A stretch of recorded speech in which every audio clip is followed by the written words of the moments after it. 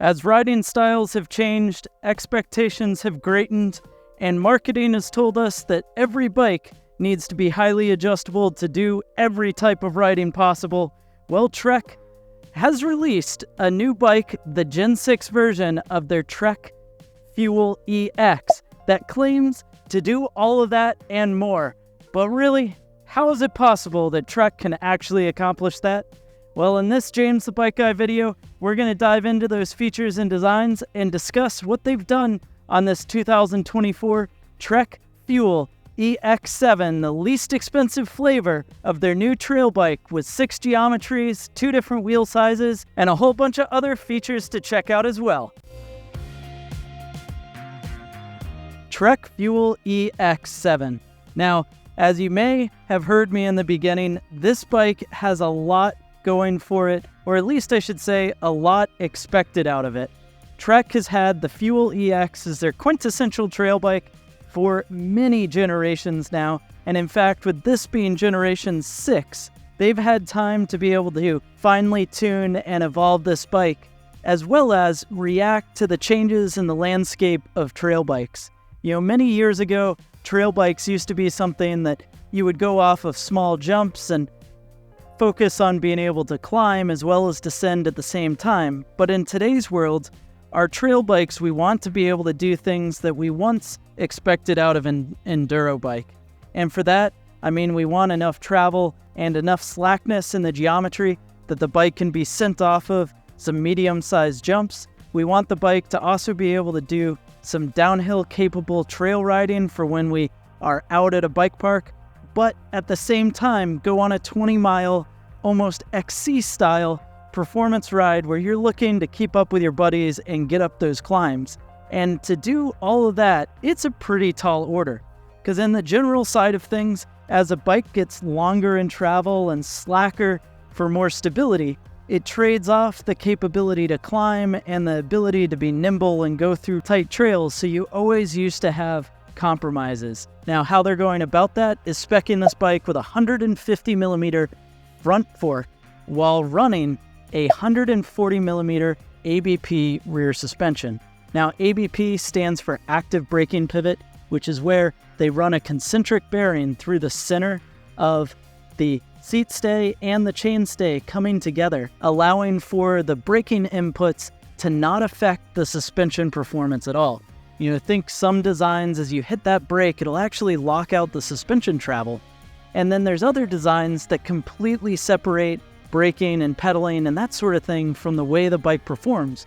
Whereas Trek relies on this almost as a modified single pivot, with the main pivot placed higher than the chainring and going out to the back where your rear axle is, creating some anti-squat. Basically, when you pedal on this, it helps firm up the suspension, which does take away a little bit of those sharp edge compliance, say when you're climbing up a staircase of rocks.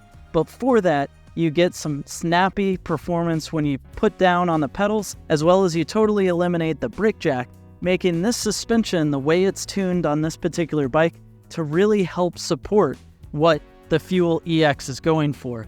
The other thing that Trek is doing is they place in a high and low position for what they call a minnow link, which allows you to get a half a degree of adjustment of the head tube angle and the seat tube angle, while also having something that is relatively unique to this bike, an adjustment on the shock progressivity. So basically, as you change that adjustment down at the bottom, you can change the geometry on that shock, the leverage curve, which allows you to have the bike coming the way it is in a less progressive format, meaning it's more plush throughout the travel, or turn it into a more progressive format, which means that the bike's rear suspension will ramp up throughout the travel to help guard against the bottoming out as that spring rate increases towards the end of the travel. So in the more progressive position, it means the bike is going to end up being better to be sent off of some features or taken up to some lift service, while you can run it in the less progressive for a more supple and plush ride in your local trails. But Trek isn't stopping there, because they also have an adjustment to the headset. Now, this is not a new thing in the bike industry. Angle sets have been around for a long time, but they're relatively unique to come factory on the bike. And where we are right now, is a neutral position, but there is a replacement angle set that comes with the bike that allows you to get plus or minus 1 degree on the front end. So that means from a geometry front, you can adjust this bike to 6 different positions, from more nimble to more stable, as well as change the progressivity, all to tune in how you like it. And all of that mixes together for what is a relatively expensive entry into this bike. Now, in prior generations, Trek would start with a Fuel EX5, which was their least expensive build kit on the aluminum framed version of the Fuel EX, whereas in 2024, the Fuel EX Gen 6 is starting with this EX7 build kit. Effectively, the higher the number of the build kit, that means the nicer the parts that are coming spec'd on the bike. And in our particular case, the part spec on this brings an aluminum trail bike in to start at $31.99. No longer is there an EX5 that gets you started in the mid 2000 price point, so you are paying to play to be able to have all these features, but I imagine Trek is having to do that to recoup some of the R&D and the special proprietary parts to be able to make all of this work. And a few more features to talk about before we get into the part spec, and that would be our guided internal cable routing. So throughout the frame, even on the aluminum bike, they have guides, basically tubes that are running inside of the frame to be able to make internal cable routing way easier to run. You can see the junction as it comes out just on top of the bottom bracket, and then it's actually run externally for the rear swing arm. Makes for replacing cables quite a bit easier than prior generation internal cable routed bikes.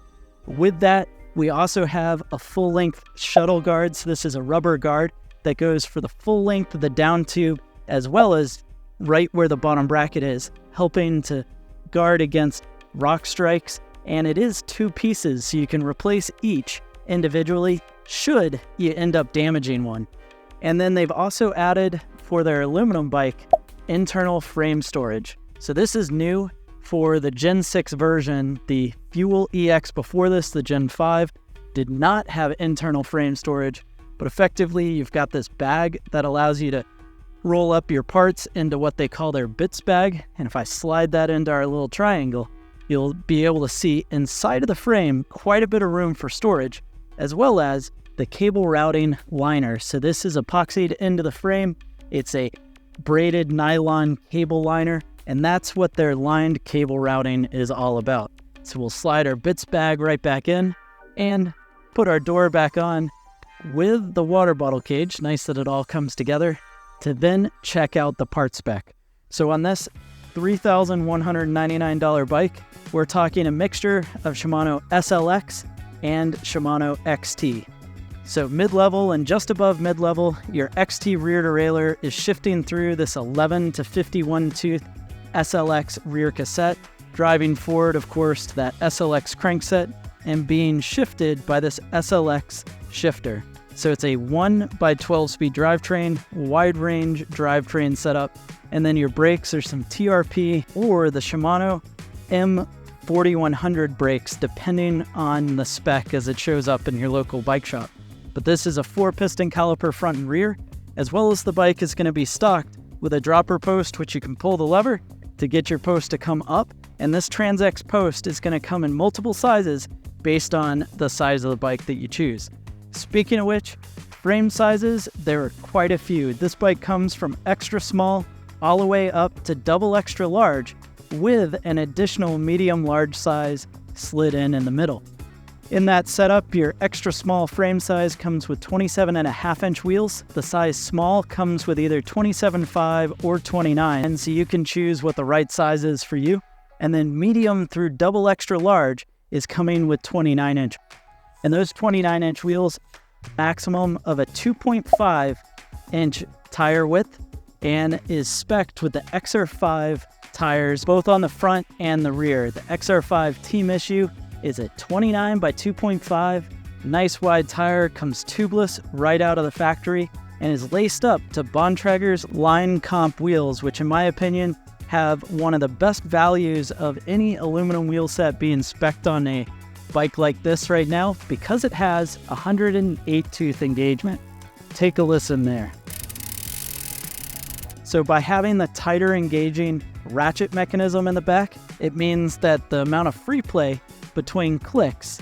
So we've got power going down, crank only moves that much, and now we've got power to go down as well. So ratcheting through the trail, a rock garden, whatever you might be working through is going to be way more smooth on a bike like this than something that's coming with a more loose, lower engaging free hub body. The actual weight of the Trek Fuel EX7 is going to come in and weigh 35.44 pounds.